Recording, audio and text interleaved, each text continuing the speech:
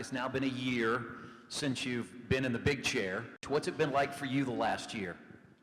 Well, let me also just first by thanking President Matt Bennett and of course Jim Morris for that terrific introduction. It's wonderful to be here. Just to answer your question, you know, they always say that the longest distance in all of sports is the foot or the half foot that separates the coach from the assistant coach. And I always heard that expression. I didn't quite understand it actually. And then I sort of was the equivalent of the assistant coach as the deputy commissioner and other jobs at the NBA for a lot of years.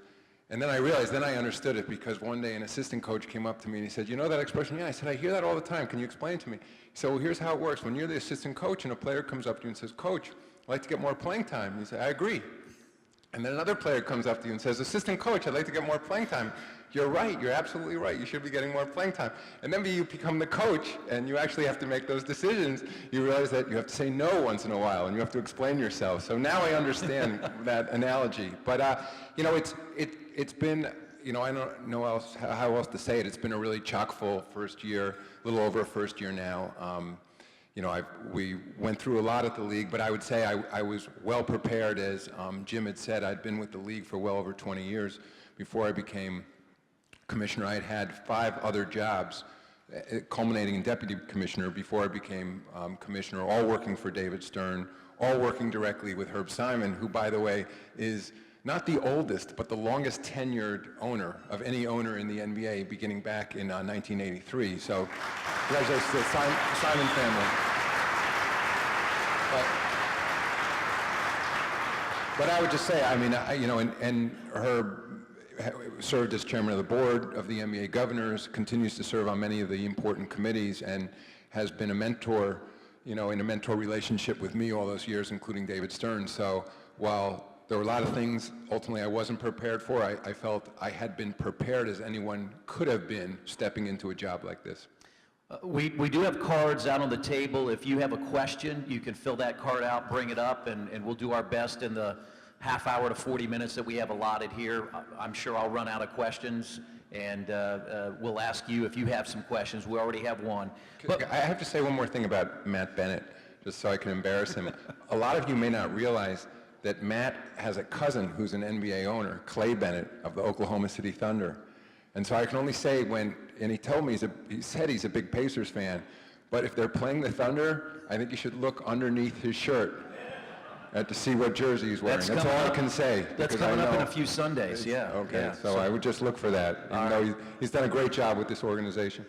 One of the things Jim talked about was the international growth, the growth of the game, the growth of basketball, the brand, the NBA. You like to say that the game brings people together. If you can, tell us where you think the game is now internationally and where you hope basketball and the brand of the NBA can go. You know, I'd just say, I mean, again, Jim said part of it in his introduction, but because basketball has been an Olympic sport since 1936, actually it was first brought over to China by Christian missionaries in the late 1800s, so we have the benefit of this global reach that a lot of the other US-based sports don't have. In addition, there are a lot of attributes of our sport, same thing that makes it so appealing in our schools and cities in the US, and that is that it can be played equally by boys and girls. It's a team sport, it's a non-violent sport, it emphasizes physical fitness, their core values of the game, you know, the kind of things that Bill Bradley historically talked about, meaning respect, hard work, discipline. They're all the values that we try to teach our kids. And in fact, increasingly internationally, where often it's a governmental decision whether your sport is going to be brought into the system. Certainly that's the case in China, it's the case in India, it's very much so throughout Africa, that those attributes are what are so appealing to the governments in making decisions in terms of what school curriculum is going to look like, what, you know, priorities they're going to decide in terms of investments in physical education. And so I think that's one of the reasons there's such a great appeal for this sport. What we are increasingly learning in the NBA is that those same attributes that we have for decades been teaching internationally aren't taught enough, frankly, in the United States. And one of the things that a real emphasis of mine going into my second year is a return to the focus on youth education and youth basketball. It's something where we've partnered. I know, I'm not sure if Mark Emmert's here today, but it's something that together with the NCAA, we've partnered on in terms of bringing basketball into schools, talking about those core values. And I would just say from my standpoint, in the so-called old days at the NBA, when we would teach those programs, they were very much focused on the fundamentals of the game, meaning let's teach these kids the proper stance and how to shoot and how to play defense and how to follow instruction from a coach and all that. And increasingly, as I go around the country, people want to talk about the broader values of the game. They said this is an opportunity to teach where the discipline, how to work hard, how to be part of a team. Again, all those values that make for successful citizens, regardless of whether the boy or girl turns out to be a great basketball player or even plays at a higher level. Growth, we know, comes through television. I think back 30 years ago when I went on my honeymoon, the NBA Finals were on tape delay. My partner, Quinn Buckner, won a championship with the Boston Celtics back in the early 80s. So when you think about the growth of television, you're going to go in a couple of years from now, brand new television deal, great growth, showing what the country thinks of basketball. It's with the current partners, ESPN and Turner. Quinn and I did a game, we've done a couple of games that have gone to India this year. So television, not just important here in the States, but also globally, right? Yeah, and I'd say, Chris, I don't even think of it really as television anymore. When you think of the various devices that we all watch games on now, it's about media and what we're seeing in the media landscape, that on a relative value, the value of premium live sports compared to virtually anything else has continued to grow, while all other forms of programming, because to a certain extent, they've become commoditized. I was just reading the other day that the average American now watches 2.5 hours of their television a day, time shifted in essence, whether it's because it's a Netflix type program when they can watch whenever they want, or they're recording things on their DVR. So live sports still is what brings people together, those special moments in sports. And what we're seeing, and it's reflected in the recent television deals you just mentioned that we entered into. That's what the marketplace is telling us as well. But as I said, it's very important when we're negotiating with Disney that owns ESPN and ABC, or Time Warner that owns TNT where our games appear. They're very much focused on those rights outside of conventional television, because, and I know just from my own habits, I do it where I'll carry an iPhone and an iPad, and if especially when the tournament comes on, many of those games are in the day, or they're not in convenient times where you're otherwise be in front of a large screen TV at home. And it's absolutely amazing to me, someone who's been in this industry for a long time and spent a lot of time on the technology side, how quickly the advances have come in what's viewed as sort of HD quality broadband video. So for all of you now who have, whether it's the NBA League Pass or the NCAA package on your smartphone, whether it's an iPhone or anything else, remember just seemingly a few years ago how that video would buffer and you couldn't really see it well and it was sort of blurry. The pictures are actually spectacular now, and especially if you have sort of a tablet size, an iPad or Samsung or something like that, a lot of people now are using those devices, frankly, as substitutes for their television. So while the programming you're generating, whether it's us on a national level or you here with your Pacers telecast, those programs now aren't just being seen by a local audience, they're increasingly available to a global audience. And you said it, what we do at the league office, we take the well over 1,000 games, many, only a fraction of which are produced by our national partners, ESPN and Turner, but take your local games, and so you're told when that's happening.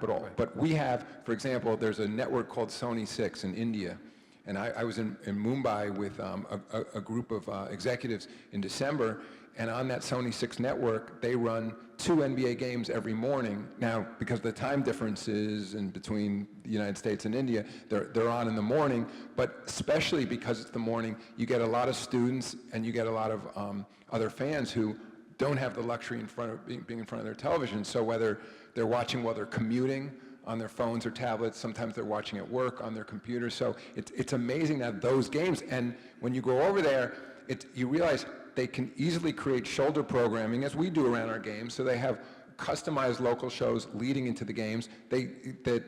Our games are televised in India, just that market by example, in English language, so they're taking your actual feeds from the game. They're able to add additional interstitial programming, so when you're going to commercial, they can add their own commercials, they can create their own halftime, so it's great value for them as well, because there's not enormous additional cost that goes into generating that programming there. I think one of the things in your first year, the one word I would say, more so than ever, is transparency in what you believe the NBA should be. I want to go, you also came up with a number of action topics that you talked about during NBA All-Star Weekend, but I do want to ask you about the commitment to transparency, because in the last 2 weeks, the NBA is now sharing the last 2-minute officiating reports.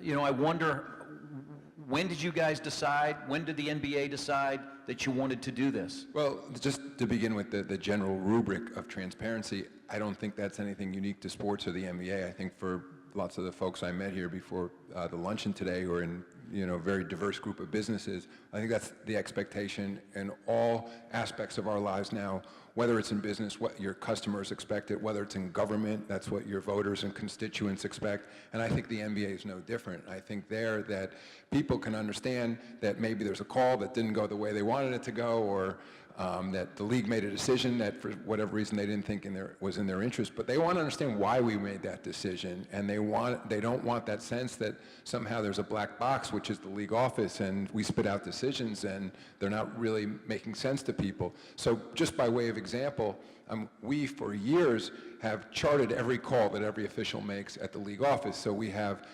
supervisors of officials who go through and rate those calls as to their accuracy. And we made a decision this year that, given that there's often controversies around calls in the last 2 minutes of a game, and often that those games are on sports shows like yours or national shows like SportsCenter, and commentators are pointing out that possibly the call was wrong, and occasionally, but it seemed more anecdotally, we were acknowledging that a call was wrong or defending a call. But ultimately, we concluded that you needed to do it in a systematic way, because it just seemed too happenstance that we would say that call in that game didn't happen to be right. So we came up with a framework where we release the next day, as you said, the last 2 minutes, call by call. And again, it's an acknowledgement, of course, and some people, believe it or not, said to me, well, it's going to show that there's some wrong calls when you do that. And I said, well, yeah, I think people realize that there's some wrong calls in there, but we're better off being direct and acknowledging that, and then people can make their own assessments. So not only do we acknowledge the wrong calls, but we attach the video to those wrong calls as well. And I just say, in one of the things that's always concerned me about the NBA, and you see this in all of sports, that at every level, we question calls of officials, and especially in basketball. It's part of the game. There's more calls, actual calls, than any other sport. There's a certain subjectivity to it at certain times. But what always concerned me was the questioning of the integrity of the officials. It's one thing, I feel like in the NBA, it's a little bit of a double whammy sometimes. It's that, well, the officials are terrible, but actually, that call was made at the direction of the league office, because somehow there's a particular market or a particular player we want to see successful. And I always, as an NFL fan, it seems plenty of bad calls in the NFL. It just happens. Players make bad plays too. But I generally don't hear when there's a bad call in the NFL, or even with a group of friends watching, that somehow somebody say, well, Roger Goodell clearly wanted the Giants to be in the Super Bowl, whatever else. It's sort of just an acceptance that there was a bad call, and that official made a mistake, and maybe that official should be disciplined in some way, or if that official shouldn't advance to the next round, or maybe that official should lose his or her job, but it was never just a question of integrity. In the league, I'm just being really blunt, we've had an issue over the years where people have questioned our integrity, and I think the best way, therefore, to deal with the integrity issue is to be completely transparent, which is also related to the last 2 minutes of the game.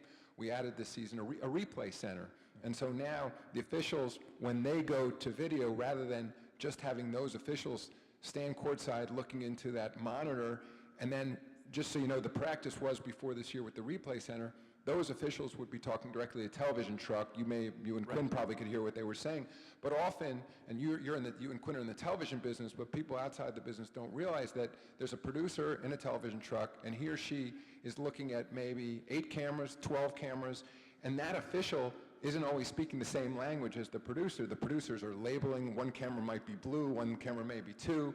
They're not even sure what they're asking for. They don't know how to get all the angles. So what we did, based on great modern technology, we're now able to take all those feeds from the arena, home and away. We're able to pipe them back through fiber optics to our studio in Secaucus, New Jersey.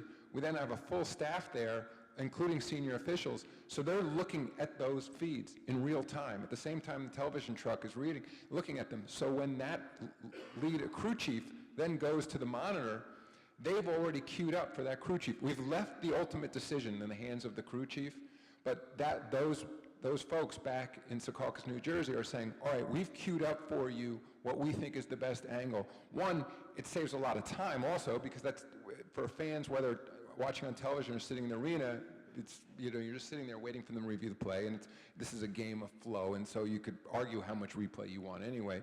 But that speeds up the action, and just as importantly ensures that that official is seeing the very best feed. And sometimes what you have, because the officials, they have all their senses, obviously, they hear things, they see things, they have, they have gut feelings about what might have happened. Sometimes the reason it takes a little longer, they may be saying back to the replay center, I know there's another angle, there may be another angle that shows something, but the standard is to reverse a call, it has to be clear and conclusive.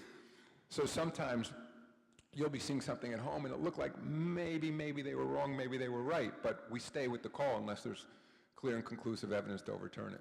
All-Star Weekend, you talked about action items that you were interested in. A very successful event in New York with All-Star Weekend at Barclays Center and Madison Square Garden, and a little different All-Star break because it was longer.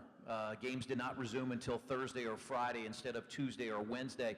This goes into your thought process about regular season scheduling reform. Is that something that you think could happen very quickly, as in next year?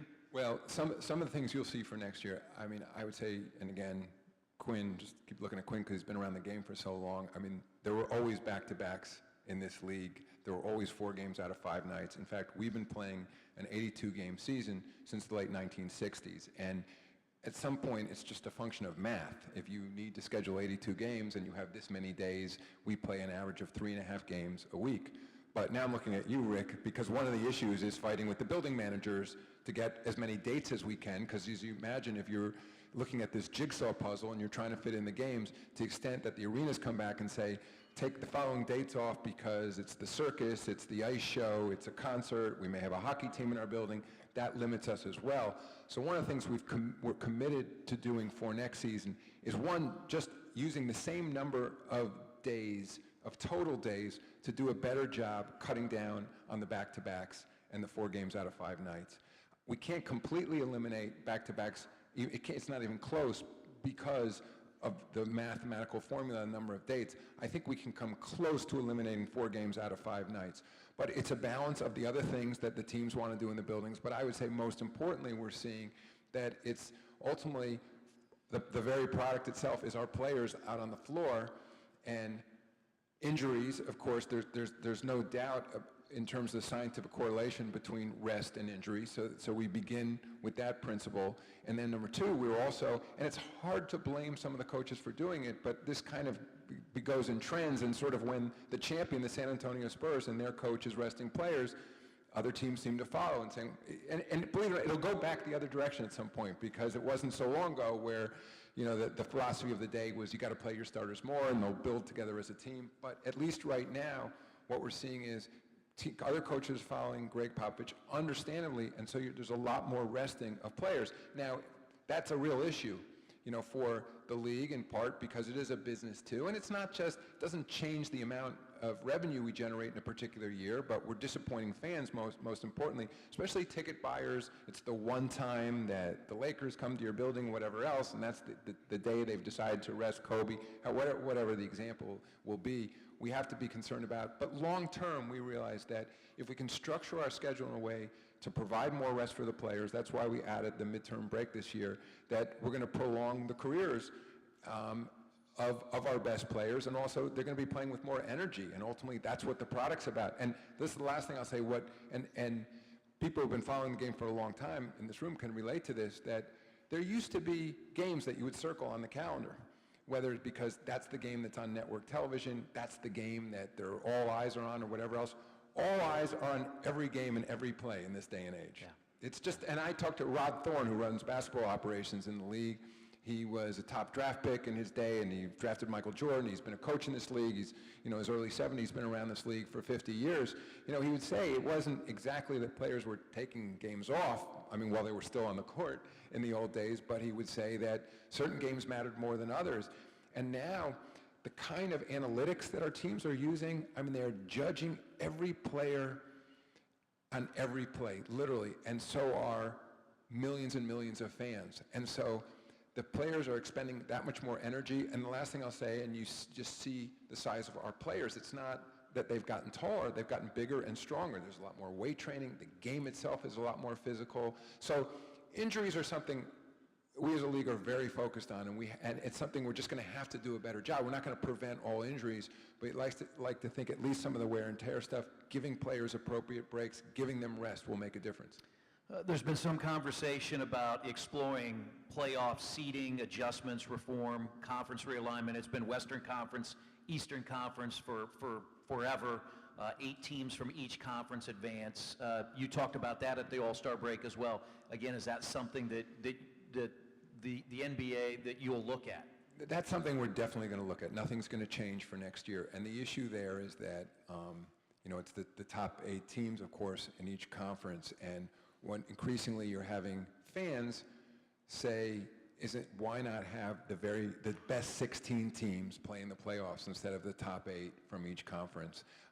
And there are arguments for that. There are also arguments for our division and conference system. We play a so-called unbalanced schedule now. You play teams in your division, your conference more than you do teams in the other conference and then the other divisions. Now, of course, if let's just say hypothetically we were going to go with the best we can, a nationally balanced schedule, and teams 1 through 16 by record make the playoffs, that sort of goes against the earlier issue about injuries, because one of the issues in terms of creating a schedule with fewer 4 games out of 5 nights and less back-to-backs is presumably it's to cut down on travel. Now, if you make this truly national in terms of all the games, you're going to have a lot more occasions of teams traveling across time zones, and that is really interesting sleep studies too on how that affects players' bodies. But then there's just the flat-out length of the flight.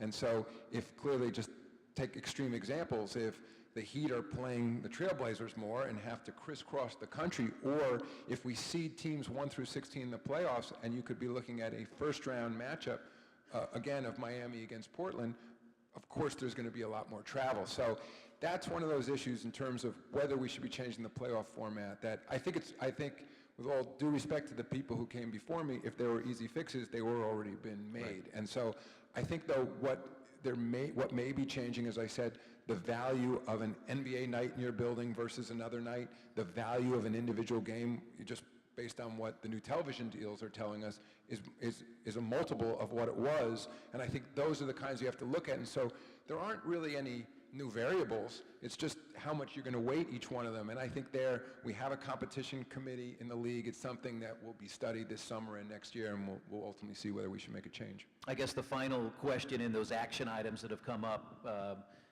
would be the draft, the lottery system, and going forward, what that looks like. So in terms of the draft lotteries, everyone in this room follows the knows, we have a system where if you have the very worst record in the league, you're not guaranteed getting the first draft pick. What happens, in fact, you go into a lottery, and that was instituted well before my time in the NBA because the league didn't want teams to have an incentive to have the very worst record and it's unique in this sport where one player, when that's Larry Bird comes along, can have such an impact on your franchise, and for so many years to come, you can understand why teams would have an incentive not to have that worst record. So we added a draft lottery, and we've, I would say, tinkered with that draft lottery many times over the years because at the same time, while you don't want a team to be guaranteed getting the first pick by having the first record, by having the worst record, you also want the draft to work the way it's supposed to, which is to restock the very worst teams. And so we're now dealing a time, and these things are cyclical, where I would say sort of the new generation of general manager just has taken it to a new place in terms of study of analytics. And so where I've never thought, and I would just say to people in this room, the league office would step in if we ever thought that the players on the floor or the coach were trying to lose games. But what you see is you have rosters designed to go through a rebuilding phase. Now, it's necessary to rebuild in this business. There's no question about it. And teams all the time will trade a higher salaried player either to get salary cap room to sign a free agent, or recognizing they need to trade for draft picks. So rebuilding is part of the game. So-called tanking is not. But what we're seeing now is teams going through a multi-year strategy of rebuilding in order to build their team over time. Now, I would say that just in terms of the analytics and the science on that philosophy, I think the jury is very much out. So I'm not as concerned necessarily that it's a winning strategy. It's a better strategy than building your team the old-fashioned way. But what I'm hearing around the league is that there's actually pressure on some teams to do worse than they are. Their own fans are saying to them, you're losing your minds. You shouldn't be winning those games. Wouldn't you be better off losing those games to get a higher pick in the draft or higher odds in the lottery? That really concerns me. So to me, it's more of a perception problem. And as a result, at the October, our Board of Governors meeting, which is the owners' meetings that we hold every year, there was a resolution to change the draft lottery that was in front of our owners. It actually received a majority of the votes, but we're a little bit like the U.S. Senate. A majority doesn't carry the day. You know, you need a supermajority, and when it comes to changing the rules of the game. So 17 of the 30 owners voted for a change, and obviously 13 didn't. So what we're going to do is go back at the April meeting and discuss with the owners whether there is something that a supermajority of owners would ultimately be in favor of. I personally, I am in favor of making a change. I just think because the perception is such that you know, there's too much rebuilding going on around the league. All right, here we are in March. We've just heard the Rotary has the bracket challenge. Some unbelievable amount of money will be spent this month on brackets. We know about fantasy football in the NFL. You were on the cover of ESPN, the magazine, recently, talking about you're in favor of legalized, regulated sports betting moving forward as the commissioner of the NBA. So in this world we live in now, give us your thoughts about that. So I just begin by saying my intention is not to take a pro-sports betting position. It's to be more of a realist on the issue. And by saying I'm a realist, it means that not only do we have pockets in this country of legalized sports betting, of course, the state of Nevada and Las Vegas, but there's legalized sports betting in Delaware to a certain extent, Rhode Island to a certain extent. What I have been told by people in the industry that there's estimated up to $400 billion a year bet on sports, professional sports in the United States.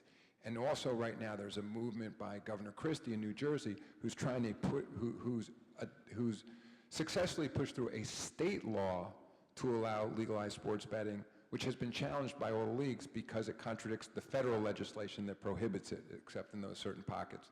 So my response to Governor Christie and just to the reality of the situation is to say, and by the way, and being mindful of the reason Governor Christie wants to do it, which is to raise more money for his state off something that's happening in a huge volume already, is to say, let's legalize it and regulate it, and let's control it.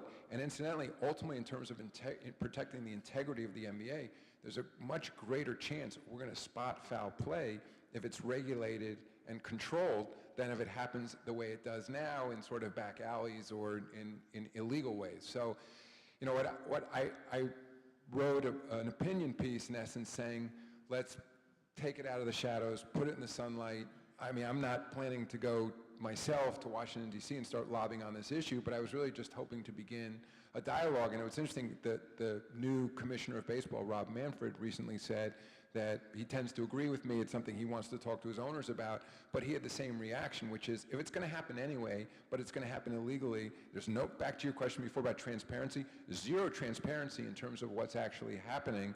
We should take a close look at regulating it and taxing it. And I'll just say, you know, to your question before about the international side of our business, you know, as many of you in this room know, sports betting is widely legal and popular in Europe especially. I mean, if you go to any English soccer game, I mean, it used to be if you went to Wembley and you went to see a Manchester United game or Chelsea, that there were betting windows at the stadium, and you, just like at a horse track, you went up and you bet, and it wasn't just betting winning and losing. It was kind of like what we have in the Super Bowl with all the so-called proposition bets, what's going to happen in the first quarter, what's going to happen in the second quarter, the first half, and all that.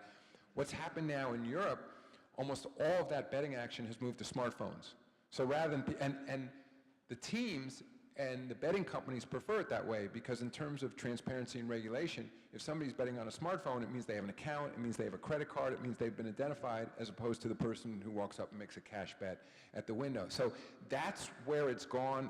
It's widely available in Europe. It's very popular in Asia as well. And so my feeling is, again, I mean, this isn't my high priority issue. It's just trying to be a realist and say, if it's going to happen anyway, let's look at it, let's and ultimately regulate it and tax it.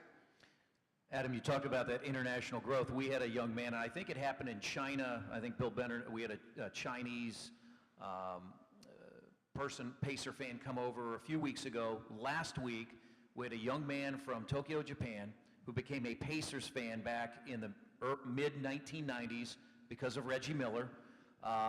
He flew 24 hours. He spent $1,200. He flew in. We found him at a Pacer game, and he was flying out the next day.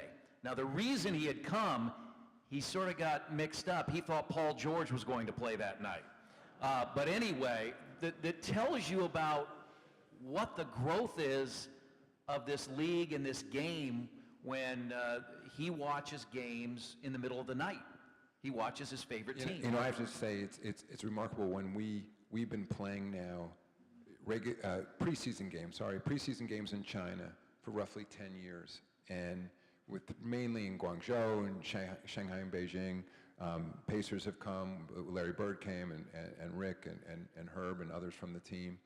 And the players and the executives from the teams always say to me the same thing. It is remarkable how well educated the fan base is here, because they know the rosters 1 through 15. They know the legends that we bring. They know the executives we bring.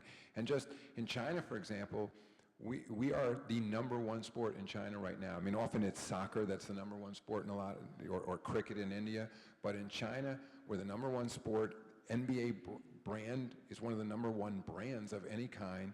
And that because of the 12-hour time difference, at least from our East Coast to China, that the games are often being watched in the morning, that they still consume it in many other ways. It's highlights, it's condensed games, it's features on players, but they follow it extensively, and they know our players. And one of the things, that story makes me think of something, that while you might have that fan from Japan who came, at the end of the day, when you think of our global fan base, the hundreds and hundreds of millions of fans we have, and then compared to the size of our arenas and the fact that they're 92% or 93% filled to capacity around the league, that roughly 100% of our fans, if you average up, will never see a game in person, right? I mean, because they just will never have that opportunity, to even be in an NBA city, let alone to get a ticket to one of our games. And so one of the things that I'm very focused on using technology is how can we replicate that great experience, especially that experience that you guys have as the announcers when you're sitting courtside and you're hearing, it's not just seeing up close, but the sights and sounds of the game and hearing what players are saying to each other and hearing what the coach is saying. When I look at the opportunities in social media and digital media, I think ultimately the issue will be not only will that young man in Japan be able to watch the game, but he's, through social media, going to be, and maybe even through virtual reality, going to be able to replicate actually being at that game. And that's one of the things that excites me the most about where media and technology are going. And then I bring it back here in Indianapolis. I've grown up here, high school, college, and now privileged to be in my role, is to see what a team like the Pacers means to the community of Indianapolis and Indiana. Not just what the team does on the floor, but the post-game events that I'll host with players. Going to a school, Donald Sloan went, we had a young lady sell 175 tickets to a Pacer game. Her reward, Donald Sloan, one of the Pacer players, came to her school, entire school convocation of 600 kids there because of what she did. So it's not just the global piece, but it's what we do in this community. And you and I were talking about where this league is right now with the great men and the great women of the WNBA, but the great players. We're at a great time right now. Yeah, and I would just also say, I mean, it was fascinating to learn a little bit more about the Rotary and the Rotary Club and the chapters in the earlier part of the program, and to hear about service above self. And I would say, well, that's not the same mantra necessarily we use in the NBA. There's a great tradition of service in this league. Look no further than what Jim and Rick and Herb have done with the Pacers. I mean, so much of what this league has done, and credit to our players, because it becomes part of the tradition. I don't see this necessarily the same way in other sports. Part of the tradition for players in this league, and maybe because they're so exposed, they're on the court the whole time, they have no equipment, they have no helmets or whatever else, is giving back to the community. And it makes me think that the NBA as an organization has a lot in common with the Rotary in terms of what we do. And I see, in the same way, back to those values of the game we were talking about earlier, I think that's why there's such opportunity for this sport, because it's about something more than just bouncing and shooting the basketball. It's about the values, it's about the culture of this league. It's a sport that uniquely brings people together. And I also think there's something special about these arenas. And one of the, the greatest, the Bankers Life Fieldhouse, I mean, one of the best in all of sports. And I think what they saw this vision when they built this building here, that one, putting it downtown, these truly are the modern day town halls in our communities, because yeah, they're used for NBA games, but they're also used for, as I said, it's concerts, ice shows, it's graduations, it's just the coming together of the community. And it's very different than the kind of experience you can have in a stadium. I mean, you have, with Lucas Oil, you have such a unique stadium here because it's roofed and all that, so you can do things there that you can't do, that most other stadiums can't do. But our well-managed arenas, and thanks to Rick, this is one of the best examples of a state-of-the-art modern arena in the league. This arena is used how many days a year, Rick? 300? I mean, it's these things, it's like the stadium business almost by definition. I mean, you can bring Final Fours in and other things, but these arenas, they're economic engines in communities. We just went through this in Sacramento, where they're building a brand new downtown arena. We're going through this. There was a group from Milwaukee who were just visiting with the team. We're going to get a new arena done there. I think that there really is something special about this sport, the way it's played at the collegiate level. And as I said earlier, the one place where I think that in many ways the league hasn't done its job in the time I've been with the league, and that's why we have a real push, is into youth basketball. I think historically it was a place where there was almost like, you're the pros, stay out of youth basketball, these are amateurs, you'll affect their eligibility. And now there's a sense that we're needed, we're being asked by educators to come into the communities, our players love being involved. And again, it's an easy sport to teach, and there's also, not just in wealthy communities, but in poor communities as well. And I'd say this on a global basis. I know Jim can speak to this. We're seeing epidemic rates of childhood obesity, even in incredibly poor communities, and childhood diabetes. And so they need to get these kids active, and they need to focus them on something that's a group activity. And I think that's why there's such a great future for basketball. Yeah, that's one of the things, as a former high school athlete and now working for Pacer Sports and Entertainment, it means a lot to me that the Pacers and the Fever are the sponsors of the IHSA basketball tournament. I think that's outstanding on the Pacers' behalf, that they've stepped forward, and no better place to play those state championship games than at Bankers Life Fieldhouse. How are we on time? Are we just about 5 minutes left? I did get a question here. It would go into, I guess, the college basketball situation, the college sports situation right now. The NCAA, a one-and-done model, if you will, because of the age minimum required by the NBA. Going forward, again, that would fall into the CBA and the Players Association, those kinds of things. Adam, your thoughts on that? Well, I've been very public about the fact that I think so-called one and done is bad for everybody. I think it's bad for college and it's bad for the NBA. As you just mentioned, we negotiated with our players to raise the minimum age from 18 to 19, so hence that's the one. Right. And we had on the table in our last round of collective bargaining raising the minimum age to 20 instead of 19. I still think it's the right thing to do. I think it's the right thing for college. I think it's the right thing for these young men. I get it that if it's not, I understand the other side of the issue, and it's not my saying that these young men have to go to college. I think whether it's in our development league, making that sort of more of a fulsome experience for those young men, if that's what's necessary. There's opportunities overseas, but I just think, there's insurance to cover them if they're going into college and they would have otherwise signed a big contract, so we can deal with that as well. But and honestly, in terms of the opposition to it, it's just, I'm constantly saying to the players that in terms of the league itself, our salary system is based on paying our players a percentage of our total revenues. So that's a fixed amount. It's roughly 51% of our revenue, and it's the same number of jobs. So there's no economic benefit to us. And sometimes it drives me crazy when I hear this notion that somehow that our self-interest is other than exactly what I'm stating. I mean, our self-interest is we think that by having older, more mature players, we're going to have a better league. But it's not going to save us money. We pay out 51%, and it's the same number of jobs. And for every 19-year-old player that comes into our league, because it's a zero-sum game in terms of the number of roster spots, one generally older player is going out of our league. So it's something when we go back to the bargaining table, we're still very focused on, and hopefully we can make some progress with our union. All right, this is a basketball question.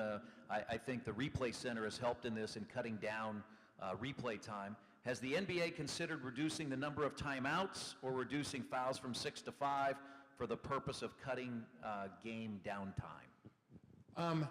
We haven't considered reducing the number of fouls recently, but we are taking a fresh look at the number of timeouts. I mean, I think I'm like any fan watching the game, and the disruption, the flow drives me crazy the same way it does everybody else. I mean, part of it, those are commercials that are running in those timeouts, and I think it's something we have to look at with our television partners in terms of how we can maybe change the format a little bit, and a recognition that maybe even if there's they run a fewer number of commercials, maybe the existing commercials will have a higher value. But it's also, look, they want to get the highest rating too, and in a day and age when everybody's cable and satellite system essentially has 2,000 channels and unlimited opportunities on the internet, they also recognize that when they go to commercial break, they risk losing that viewer. So they have the same interest we do in making for a better flow of the game. So that's certainly something we're looking at. Adam, you have NBA offices all over the world. Question, how long will it be until the NBA has teams or franchises in Europe? It's a great question. So the NFL, of course, has been very focused on possibly putting a team in London, and I think are clearly ahead of us because logistically it's just easier to do to put one franchise in London. You have the bye week, it's the travel and the rest when you're only playing once a week. I think for us, what we've talked about historically is that if we're going to go to Europe, we can't do it with one franchise. Goes back to a little bit of the scheduling issues we talked about earlier. We'd need to do it probably with a 4-team division, and then those teams would play each other more, and then if the Pacers went to Europe, they would play in London and Berlin, Paris, whatever, before coming back to the States. We used to say, we were waiting on a state-of-the-art building infrastructure in Europe. That's happening now. I mean, you have this O2 Arena in London. Looks a lot like the Staples Center. It was built by AEG, the same company. You have state-of-the-art building in Berlin. They're rebuilding the arena in Paris right now. Both Barcelona and Madrid have plans for a new arena. So it's not within 5 years. I think beyond that, possibly, it's something we take a serious look at. Certainly there's, basketball is immensely popular, but some of these things too, I'm sure just the same way it affects other people's businesses in this room, when the economies of Southern Europe are doing poorly, that's something we have to look at, because ultimately for a team to compete in this league, they have to be able to generate the kind of revenues necessary to pay large payrolls, et cetera. So over time, we'll keep looking at it. Okay, that's my final question. Before we wrap it up, anything you'd like to say, Adam? Just thank you again, Chris, for these questions. It's wonderful to be here, and I really enjoyed learning a little bit about the history of the Rotary Club. And I don't know, so is there still the regular meeting tomorrow on Tuesday? I'm not... Next week. No, there's no meeting tomorrow on Tuesday, next Tuesday. Sorry for moving you to Monday. It's because they play a game tonight. Yeah, that's right. It wasn't me. We'll have Adam, Quinn and I will share the second quarter with him on our telecast on Fox Sports Indiana tonight. Hope many of you will be at the game, Pacers and the Raptors tonight at 7. Thank you very much. Let's hear it for Adam Silver.